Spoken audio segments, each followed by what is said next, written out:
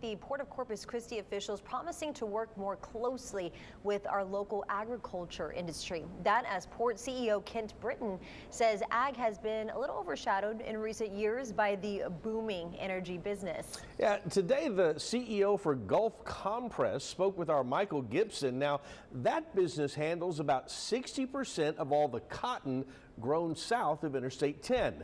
New details now on what the ag industry is looking for from the port in the future. Michael?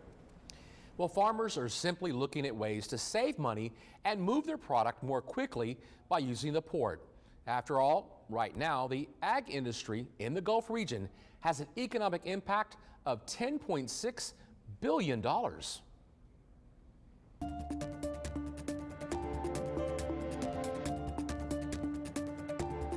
Gulf Compress CEO Robert Swize went to port commissioners asking if they would work with the ag industry to not only strengthen the ties between the two, but to invest in the future of ag, just as the port has done with the energy industry. We want to be a part of the solution. It's not uncommon for us to deploy our capital when we're talking with a new customer, for example, and those are kind of the hot projects whenever they come up, but that does not mean that we can't do that with existing customers. And right now, ag could use some help and good news. This year's cotton crop was horrible. Gulf Compress is a regional co-op, and it handles 60% of the cotton grown south of Interstate 10.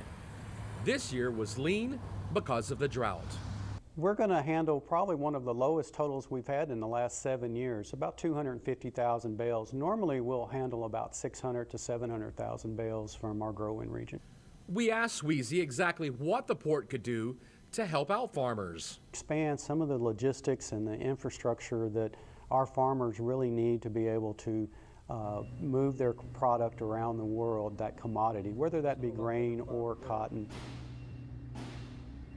Now, Port CEO Kent Britton mentioned that the port used to have 2 grain elevators, but now has just 1. That's something the two sides are going to discuss and try and come up with some plans to raise the ag industry's footprint out at the port. Mike, Leslie. All right. Thank you for that, Michael. Well,